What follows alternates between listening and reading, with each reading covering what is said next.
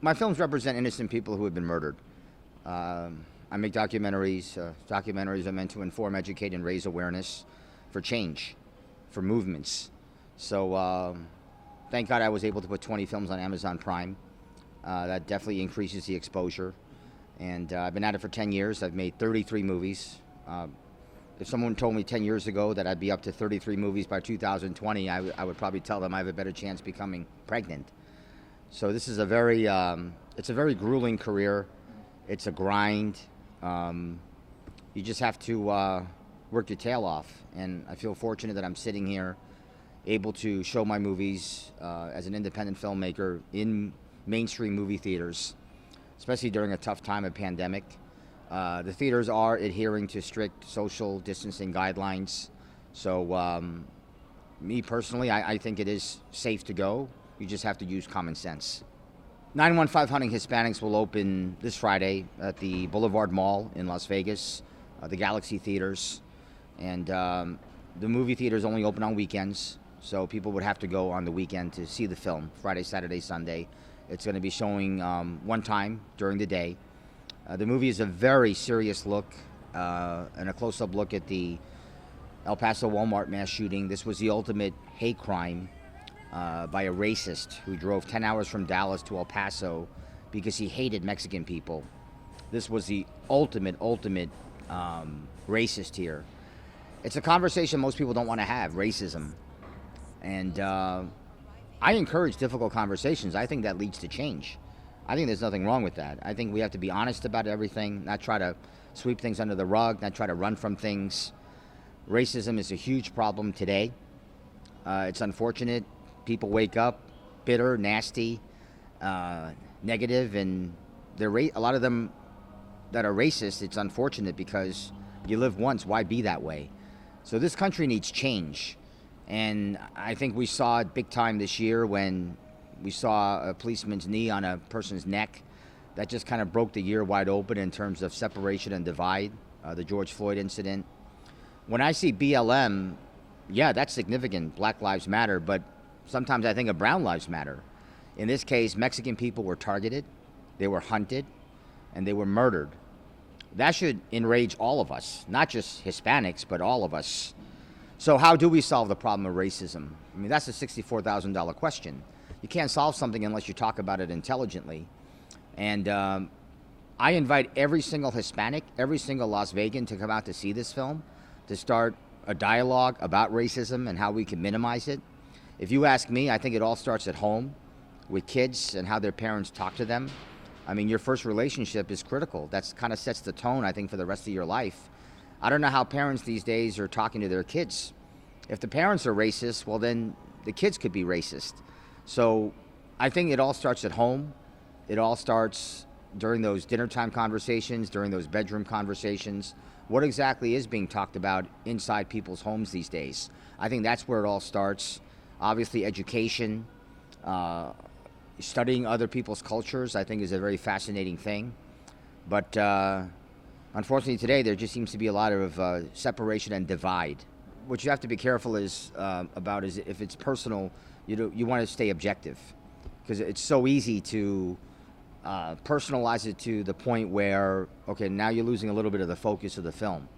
So I dove into this thing with so much passion because it happened in a city that has become my adopted home. El Paso is a very welcoming, warm, beautiful community, 500,000 people. It sits right on the border of Mexico. You'll never find more welcoming people, in my opinion, and I've lived everywhere. And I know this city went through hell with the Route 91 mass shooting. Almost 500 people were shot. Unfortunately, now El Paso has their own mulligan, too.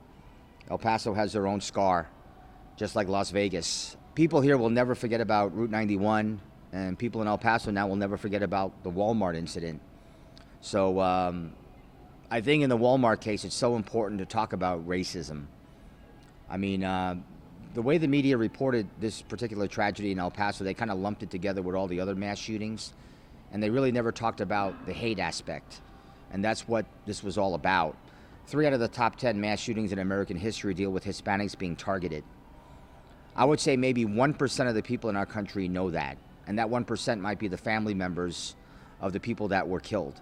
I mean, for someone to go 10 hours out of their way to carry out their evil plan, what does that tell you? I mean, that's hatred to the point of desperation. You know, people mention, well, he could have done it where he lived. He could have done it in another city. He chose El Paso. El Paso being a border town, 83% Hispanic. So the killer knew exactly what he was doing. Now he's going to be facing a trial soon. I don't know when that's going to be exactly, but he does have an upcoming trial. And his lawyers right now are trying to do everything in their power to keep him alive and claim insanity.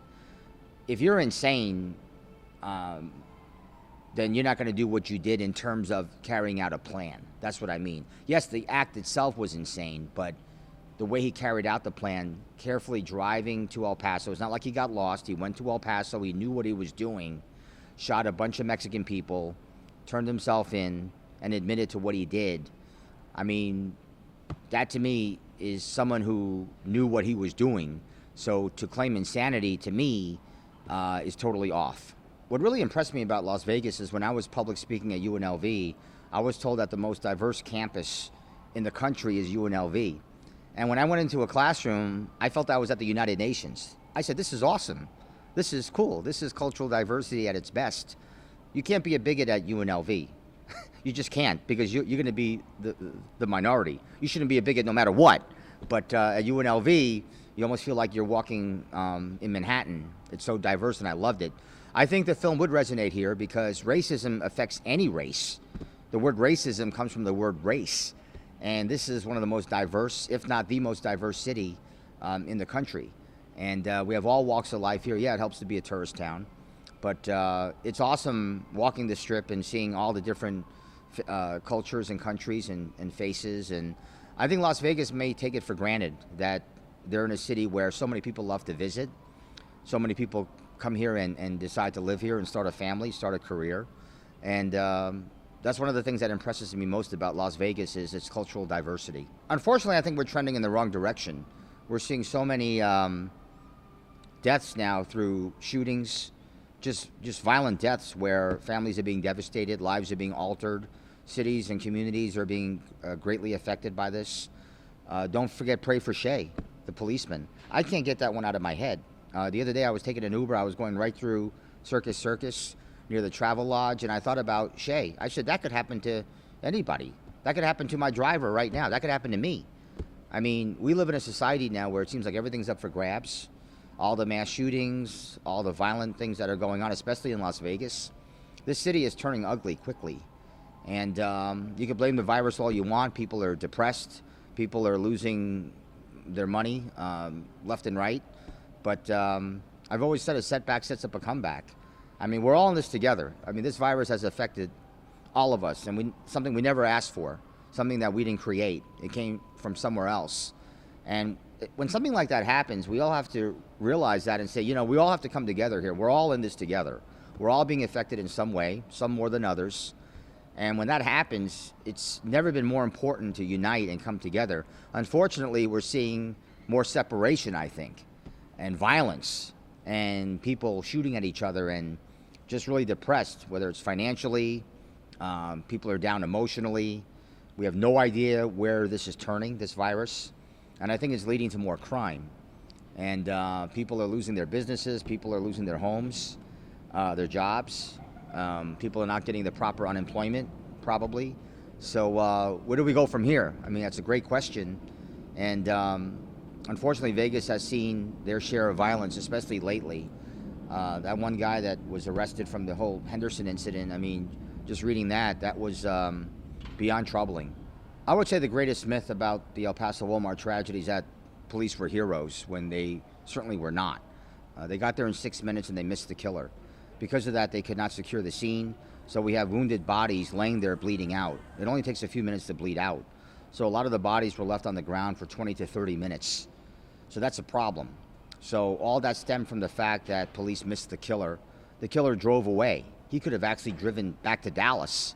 He turned himself in. He surrendered. And while surrendering, he could have taken out one or two of the officers as well. So there's a lot of things in the movie that when people come out of it, they always tell me, I didn't know that, I didn't know that part, I didn't know that. It's amazing what people don't know about this tragedy, even El Pasoans. I call it the unknown tragedy to a large degree. The way I delved into this thing was with just so much passion and care because I love El Paso, and I really needed to get to the bottom of it.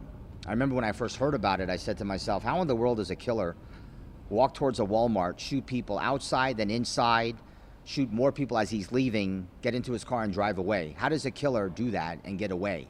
How does he commit the 7th largest mass shooting in U.S. history and drive away? It just did not make any sense to me. So I had to dive into this thing. So you're going to hear from really, really important people in this documentary, people that were shot, people that were direct witnesses, family members, good Samaritans. This is a clean sweep of what happened August 3rd, 2019 in El Paso, El Paso's worst day. A few years ago, I made a documentary about the Route 91 mass shooting here in Las Vegas. It's now on Amazon Prime, called 1 October. Unfortunately, this city has a huge scar behind it, and they know what a mass shooting is, unfortunately. Here's one way for Las Vegans to look and see how another community felt and reacted from a mass shooting. Obviously, the one in El Paso is on a much smaller scale, even though it's a lot. But, you know, a lot of people share Las Vegans' pain because mass shootings seem to be such a consistent thing now. One thing I do in my film, which I think is noteworthy, is that I don't mention the killer's name because I think that creates copycats. You know, I said earlier about documentaries, they're meant to inform, educate, raise awareness for change. So I'm trying to raise awareness to other media outlets. Stop mentioning the killer's name because if you omit their name altogether, well, then maybe that will prevent future mass shootings because now killers will know going in their name will never be mentioned again. So I think it's worth a try. I mean, what else has worked? As I said, I think we're trending in the wrong direction in terms of gun violence. I'm not going to get political here. I just want to keep it on a human level. Bottom line is this: we have too many innocent people being murdered by gunfire, period. Especially here in Las Vegas. The stories I hear coming out of this city is just so heartbreaking.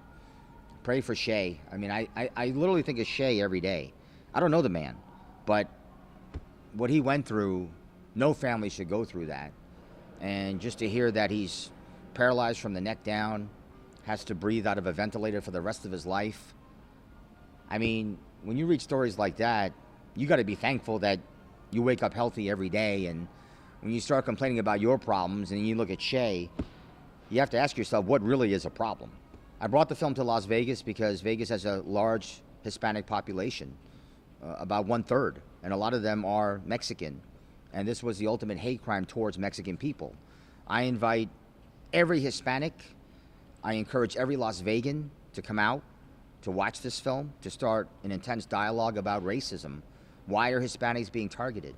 Why is racism still existing to this day like there's no tomorrow? Why is there so much separation and divide? Why is this a conversation that people do not want to have? We need to attack these issues that are so serious and hurtful that's causing people to get murdered.